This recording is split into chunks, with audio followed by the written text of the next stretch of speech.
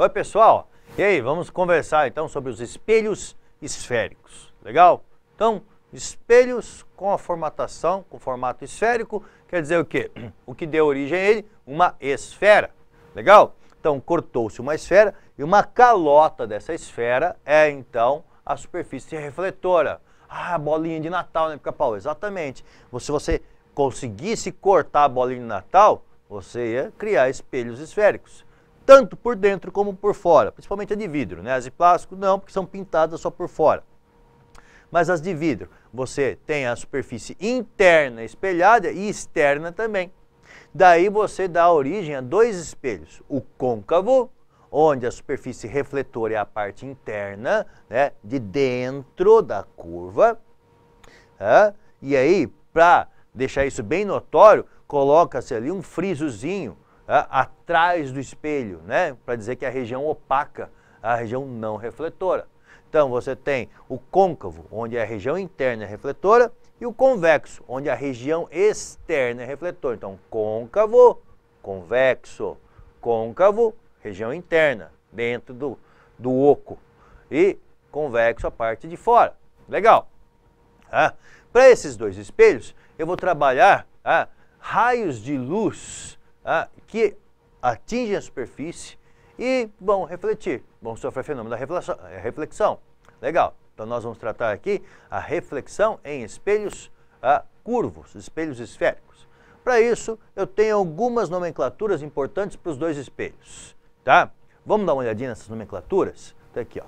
Olha só, no côncavo.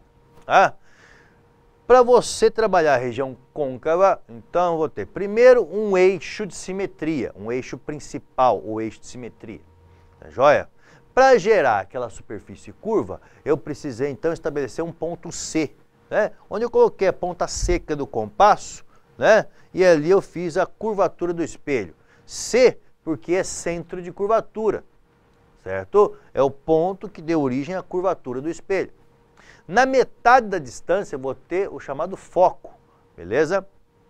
Do ponto C até a superfície do espelho, eu vou ter o raio de curvatura. Legal? Muito bem. Reparem também, moçada, que a reta normal sempre perpendicular à superfície. E o legal é que esse perpendicularismo ele vai ser percebido como? Ele vai ser percebido como sendo a ligação de C até a superfície do espelho. Você ligando C até a superfície do espelho, você tem a direção da normal. Ok? Legal? A mesma coisa acontecendo para o convexo? Sim, com apenas um detalhe. As informações do convexo estão dentro dele.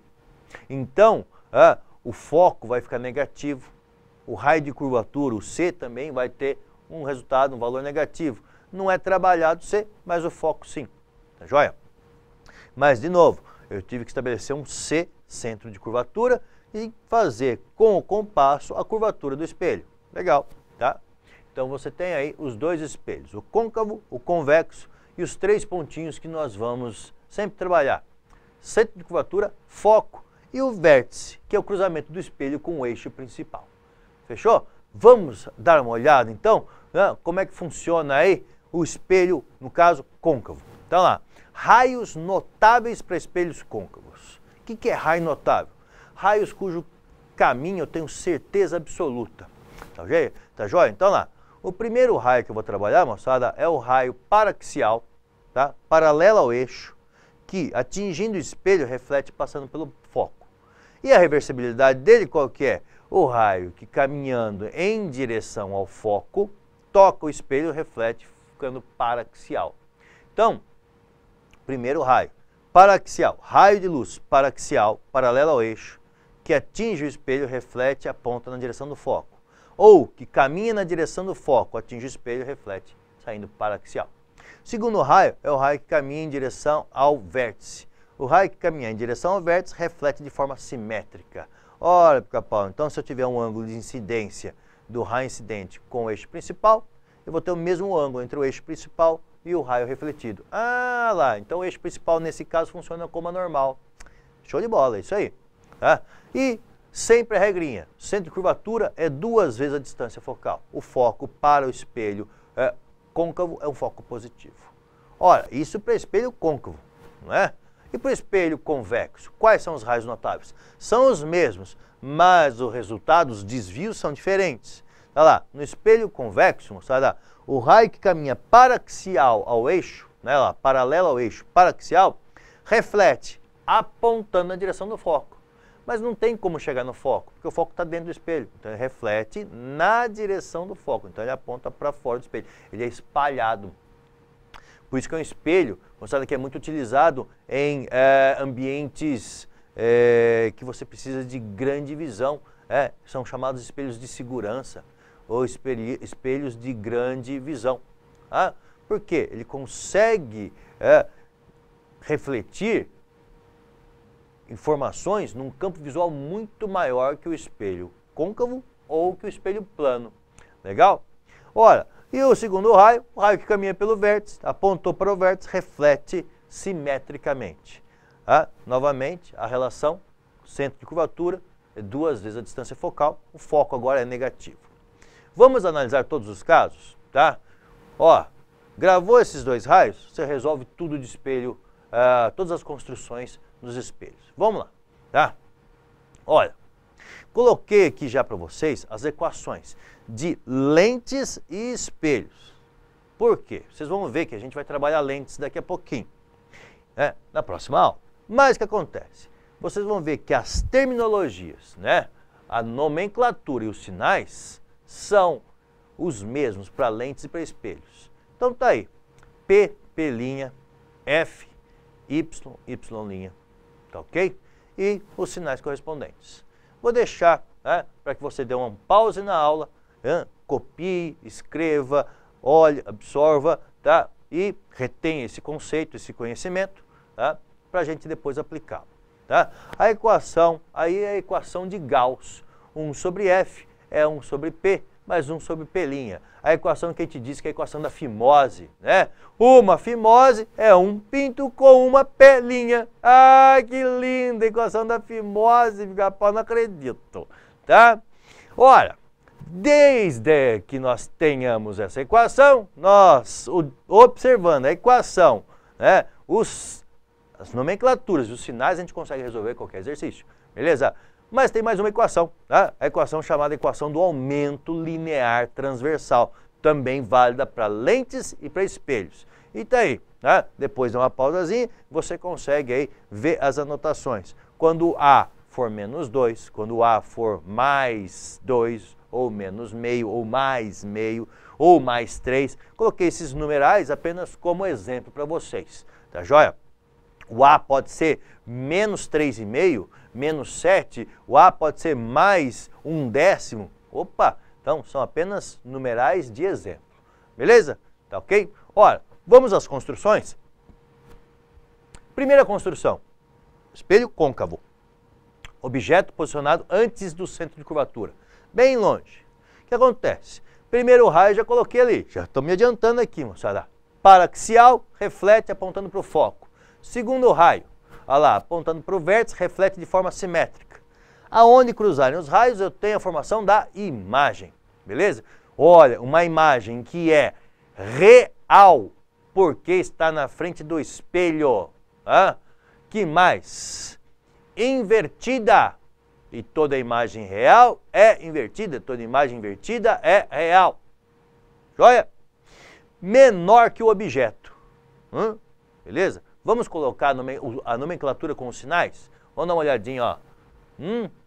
P, distância do objeto até o espelho. Y, altura ou tamanho do objeto. P', distância da imagem até o espelho. Y', tamanho da imagem. Negativa por quê? Porque está de ponta cabeça. Invertida lá, oposta ao objeto. Igual na cinemática, mostrada, sentido oposto, não tinha um sinal negativo? Aqui é a mesma coisa, tá? Imagem oposta ao objeto, sentido negativo. E o foco positivo, legal, tá? Ora, vamos aproximar esse objeto, tá? Vou colocar esse objeto agora em cima do centro de curvatura. Já está com o primeiro raio ali, ó. Paraxial, reflete apontando para o foco. Segundo raio é o raio que passa pelo vértice e refletido simetricamente, tá? Quando cruzar, estabelece uma imagem. Olha, uma imagem em cima do objeto, aliás, né, na mesma posição do objeto. Objeto sobre o centro de curvatura gera uma imagem sobre o centro de curvatura, ok? Então, a imagem real, porque é invertida. Real, invertida. Invertida, real. Beleza? Tá. O que mais? De mesmo tamanho. Legal? Vamos colocar nomenclatura com sinais? Olha só. Y é o tamanho do objeto, menos y'. Por quê? É o tamanho da imagem oposta ao objeto. P, distância do objeto até o espelho. P', distância da imagem até o espelho. E o foco na frente do espelho, positivo. Cara, a imagem real ainda vai apresentar mais um detalhe para vocês. Toda imagem real pode ser projetada. Legal?